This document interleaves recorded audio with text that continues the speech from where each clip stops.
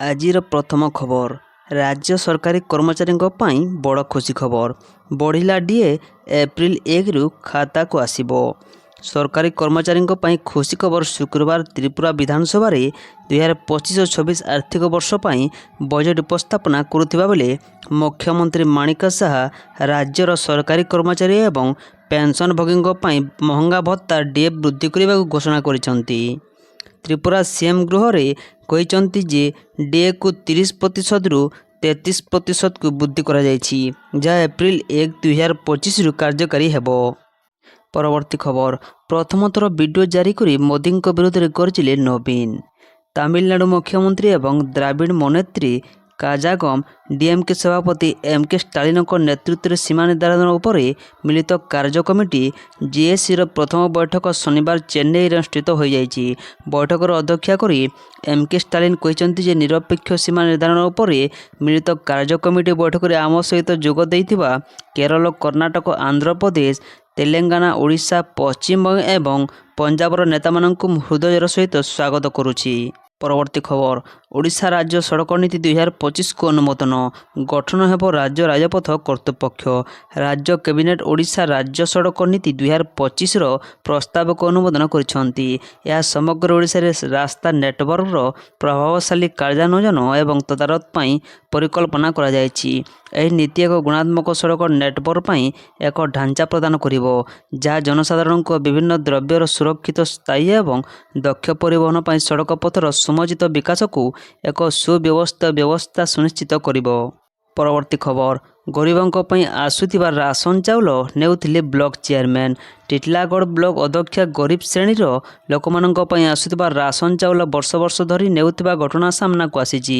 Block ଅଧ୍ୟକ୍ଷା ସଂଯୁକ୍ତା ନାୟକ ନାନାଝର ଗ୍ରାମର ନରୋତ୍ତମ ପ୍ରଧାନଙ୍କୁ ବିବାହ ହେଲା ପରେ ନିଜର ସଂଜ୍ଞା ପରିବର୍ତ୍ତନ କରି ସଂଯୁକ୍ତା ପ୍ରଧାନ କରିଛନ୍ତି। ଟିଟିଲାଗଡ଼ ବ୍ଲକ ମନିଗାଁ ପଞ୍ଚାୟତର ରାସନ କାର୍ଡ଼ କ୍ରମିକ ନମ୍ବର 60ରେ ବ୍ଲକ ଅଧ୍ୟକ୍ଷା ରାସନ ସାମଗ୍ରୀ ଉଠାଇଥିବା ଜଣାପଡ଼ିଛି।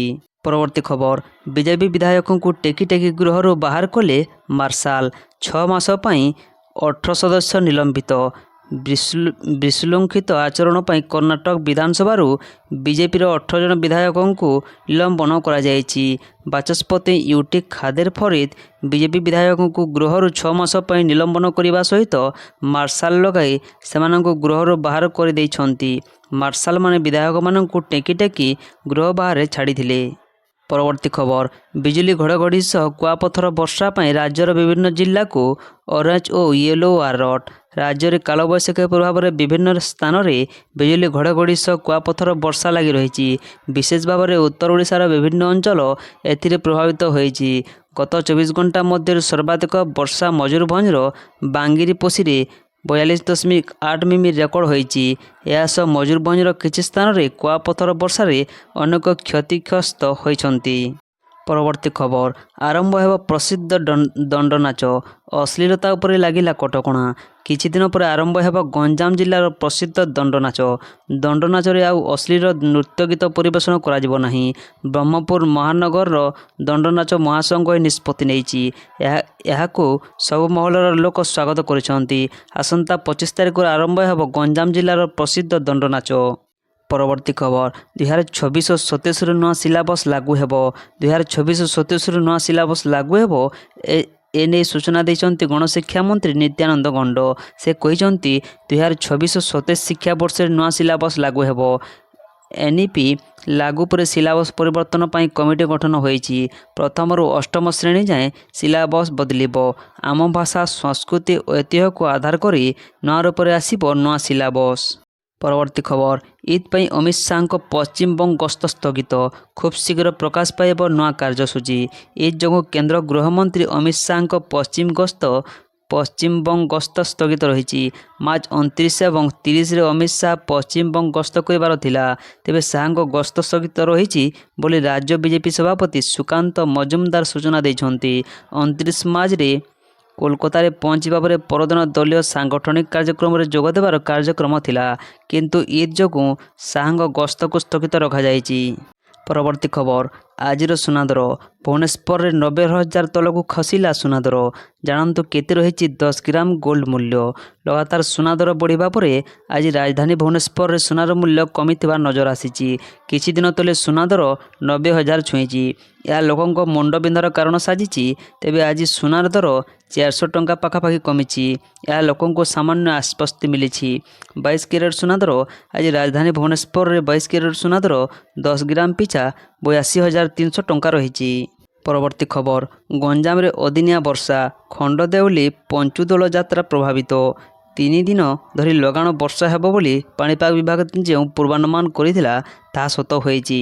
ଶନିବାର ପୂର୍ବାହ୍ନରୁ ଗଞ୍ଜାମ ବ୍ଲକ ଅଞ୍ଚଳରେ ପବନ ସାଙ୍ଗକୁ ବିଜୁଳି ଘଡ଼ଘଡ଼ି ଓ ପ୍ରବଳ ବର୍ଷା ହେଉଛି। ଏହି ଅଦିନିଆ ବର୍ଷା ଯୋଗୁଁ ଖଣ୍ଡଦେଉଳି ପଞ୍ଚୁଦୋଳ ଯାତ୍ରା ପ୍ରଭାବିତ ହୋଇଥିବା ଜଣାପଡ଼ିଛି। ପରବର୍ତ୍ତୀ ଖବର। IPL 2025ରେ ବଦଳିଲା 4 ନିୟମ। ବୋଲର ଓ କ୍ୟାପ୍ଟେନଙ୍କୁ ମିଳିବ ବଡ଼ ଫାଇଦା। ଆଜିଠୁ ଆରମ୍ଭ ହେବାକୁ ଯାଉଛି ଫଟାଫଟ କ୍ରିକେଟର ମହାସମର। ଏହା ପୂର୍ବରୁ BCCI ଆଣିଲା ବଡ଼ ପରିବର୍ତ୍ତନ। IPLକୁ ରୋମାଞ୍ଚକ କରିବା ପାଇଁ BCCI ବଦଳାଇଲା 4 ନିୟମ। ନିୟମ ବଦଳିବା ଦ୍ୱାରା ଉଭୟ ବୋଲର ଓ କ୍ୟାପ୍ଟେନଙ୍କୁ ମିଳିବ ଫାଇଦା। BCCI ପକ୍ଷରୁ ଗୁରୁବାର ବଲରେ ଲାଲ ଲଗାଇବା ବ୍ୟାନ୍କୁ ସମ୍ପୂର୍ଣ୍ଣ ଭାବେ ହଟାଇ ଦିଆଯାଇଛି। ପରବର୍ତ୍ତୀ ଖବର। ବଢ଼ିବ ଭାରତର ପ୍ରତିରକ୍ଷା କ୍ଷମତା, 54,000 କୋଟି ଟଙ୍କା ବ୍ୟୟବରାଦ ପ୍ରସ୍ତାବକୁ ମଞ୍ଜୁରୀ। ଭାରତୀୟ ପ୍ରତିରକ୍ଷା ବାହିନୀର ପରିଚାଳନା କ୍ଷମତାକୁ ବୃଦ୍ଧି କରିବା ପାଇଁ 54,000 କୋଟି ଟଙ୍କା ମଞ୍ଜୁର ହୋଇଛି। ପ୍ରତିରକ୍ଷା ମନ୍ତ୍ରୀ ରାଜନାଥ ସିଂଙ୍କ ଅଧ୍ୟକ୍ଷତାରେ ପ୍ରତିରକ୍ଷା ଅଧିଗ୍ରହଣ ପରିଷଦ DSC 54,000 କୋଟିରୁ ଅଧିକ ମୂଲ୍ୟର 8ଟି ପୁଞ୍ଜି ଅଧିଗ୍ରହଣ ପ୍ରସ୍ତାବକୁ ଅନୁମୋଦନ କରିଛି। 2025କୁ ସଂସ୍କାର ବର୍ଷ ଭାବରେ ପାଳନ କରିବାର ଏକ ଅଂଶ ଭାବରେ DSC ପୁଞ୍ଜି ଅଧିଗ୍ରହଣ ପ୍ରକ୍ରିୟାକୁ ଦ୍ରୁତ, ଅଧିକ ପ୍ରଭାବଶାଳୀ ଏବଂ ଦକ୍ଷ କରିବା ପାଇଁ ବିଭିନ୍ନ ପର୍ଯ୍ୟାୟରେ ସମୟସୀମା ହ୍ରାସ କରିବା ପାଇଁ ନିର୍ଦ୍ଦେଶାବଳୀକୁ ମଧ୍ୟ ଅନୁମୋଦନ କରିଛି। ପରବର୍ତ୍ତୀ ଖବର। ଆସନ୍ତା 24ରେ ଓଡ଼ିଶା ଆସୁଛନ୍ତି ରାଷ୍ଟ୍ରପତି ଦ୍ରୌପଦୀ ମୁର୍ମୁ। ଆସନ୍ତା 24ରେ ଓଡ଼ିଶା ଆସୁଛନ୍ତି ରାଷ୍ଟ୍ରପତି ଦ୍ରୌପଦୀ ମୁର୍ମୁ। 2 ଦିନିଆ ଓଡ଼ିଶା ଗସ୍ତରେ ଆସୁଛନ୍ତି ରାଷ୍ଟ୍ରପତି। ସୁରକ୍ଷା ଦୃଷ୍ଟିରୁ ଟ୍ରାଫିକ୍ କଟକଣା ଜାରି କଲା କମିଶନରେଟ୍ ପୁଲିସ। 24ରେ ଅପରାହ୍ନ 5:25ରୁ ସନ୍ଧ୍ୟା 6:05 ଯାଏଁ କଟକଣା। ପ୍ରଭୁ ନୀଳମାଧବଙ୍କ ଦର୍ଶନ କରିବେ ରାଷ୍ଟ୍ରପତି। ଅପରାହ୍ନ 3:05 ସମୟରେ ପ୍ରଭୁ ନୀଳମାଧବ ମନ୍ଦିର ଦର୍ଶନ କରି ପୂଜାର୍ଚ୍ଚନା କରିବେ। ପରବର୍ତ୍ତୀ ଖବର। ଧୋନିଙ୍କ ଶେଷ IPL। ଭାରତୀୟ କ୍ରିକେଟର ସଫଳତମ ଅଧିନାୟକ ମହେନ୍ଦ୍ର ସିଂ ଧୋନି 2020ରୁ ଆନ୍ତର୍ଜାତୀୟ କ୍ରିକେଟରୁ ଅବସର ନେଇ ସାରିଥିଲେ ମଧ୍ୟ ବ୍ୟୟବହୁଳ କ୍ରିକେଟ ଲିଗ୍ IPLରେ ଖେଳିବା ଜାରି ରଖିଛନ୍ତି। ଧୋନିଙ୍କ ନେତୃତ୍ୱରେ ଚେନ୍ନାଇ ସୁପର କିଙ୍ଗ୍ସ 5 ଥର IPL ଟ୍ରଫି ଜିତିଛି। 44 ବର୍ଷୀୟ ଧୋନି IPLରେ ଏବେ ସୁଦ୍ଧା ସର୍ବାଧିକ 264ଟି ମ୍ୟାଚ୍ ଖେଳିଛନ୍ତି। ପରବର୍ତ୍ତୀ ଖବର। କୋଲକାତାରେ IPL ପାଇଁ ସ୍ୱତନ୍ତ୍ର ବ୍ୟବସ୍ଥା। ମ୍ୟାଚ୍ ଦିନ ସହରରେ ଗଡ଼ିବ 23ଟି ବସ୍ ଏବଂ ମେଟ୍ରୋ। IPL ମ୍ୟାଚ୍ ଦେଖିବା ପରେ କ୍ରିକେଟ ପ୍ରେମୀମାନେ ଯେମିତି ଘରକୁ ଫେରିବା ପରେ କୌଣସି ଅସୁବିଧାର ସମ୍ମୁଖୀନ ନ ହୁଅନ୍ତି ସେଥିପାଇଁ ସ୍ୱତନ୍ତ୍ର ମେଟ୍ରୋ ଏବଂ ଟ୍ରେନ୍ ବ୍ୟବସ୍ଥା ହୋଇସାରିଛି। ଏଥର ରାଜ୍ୟ ପରିବହନ ବିଭାଗ ମ୍ୟାଚ୍ ଦିନରେ ସ୍ୱତନ୍ତ୍ର ବସ୍ ଚଳାଇବାକୁ ନିଷ୍ପତ୍ତି ନେଇଛି। ମ୍ୟାଚ୍ ଦିନ ସହରର ବିଭିନ୍ନ ସ୍ଥାନରୁ ମୋଟ 23ଟି ବସ୍ ଛାଡ଼ିବ। ପରବର୍ତ୍ତୀ ଖବର। ଡିସେମ୍ବରରେ ବାରବାଟୀ ଅନ୍ତର୍ଜାତୀୟ ମ୍ୟାଚ୍। କଟକରେ ଏ ବର୍ଷ ପୁଣି ଖେଳାଯାଇପାରେ ଅନ୍ତର୍ଜାତୀୟ ମ୍ୟାଚ୍। ଡିସେମ୍ବର 9 ତାରିଖରେ ବାରବାଟୀ ଷ୍ଟାଡିୟମରେ ଭାରତ ଓ ଦକ୍ଷିଣ ଆଫ୍ରିକା ମଧ୍ୟରେ T20 ମ୍ୟାଚ୍ ଖେଳାଯାଇପାରେ। ଏନେଇ ଜାତୀୟ ଗଣମାଧ୍ୟମରେ ଚର୍ଚ୍ଚା ହେଉଛି। ଡିସେମ୍ବରରେ ଭାରତ ଓ ଦକ୍ଷିଣ ଆଫ୍ରିକା ମଧ୍ୟରେ 5 ଟିକିଆ T20 ମ୍ୟାଚ୍ ଖେଳାଯିବ। ପ୍ରଥମ ମ୍ୟାଚ୍ ଡିସେମ୍ବର 9 ତାରିଖରେ କଟକର ବାରବାଟୀ ଷ୍ଟାଡିୟମରେ ଖେଳାଯିବ। ପରବର୍ତ୍ତୀ ଖବର। ମୁଖ୍ୟମନ୍ତ୍ରୀ ଦେଲେ ବଡ଼ ସୂଚନା। ତିରୁପତି ମନ୍ଦିରରେ କେବଳ ରହିବେ ହିନ୍ଦୁ କର୍ମଚାରୀ। ତିରୁପତି ତିରୁମାଳା ଦେବସ୍ନାନ ମନ୍ଦିରରେ କାମ କରୁଥିବା ଲୋକଙ୍କ ସମ୍ପର୍କରେ ଆନ୍ଧ୍ରପ୍ରଦେଶ ମୁଖ୍ୟମନ୍ତ୍ରୀ ଚନ୍ଦ୍ରବାବୁ ନାଇଡୁ ଏକ ବଡ଼ ବୟାନ ଦେଇଛନ୍ତି। ମୁଖ୍ୟମନ୍ତ୍ରୀ ନାଇଡୁ କହିଛନ୍ତି ଯେ ମନ୍ଦିରରେ କେବଳ ହିନ୍ଦୁମାନଙ୍କୁ ନିଯୁକ୍ତି ଦିଆଯିବା ଉଚିତ। ଯଦି ଅନ୍ୟ ସମ୍ପ୍ରଦାୟର ଲୋକମାନେ ମନ୍ଦିରରେ କାମ କରୁଛନ୍ତି ତେବେ ସେମାନଙ୍କୁ ଅପମାନିତ ନ କରି ଅନ୍ୟ ସ୍ଥାନକୁ ସ୍ଥାନାନ୍ତର କରାଯିବା ଉଚିତ।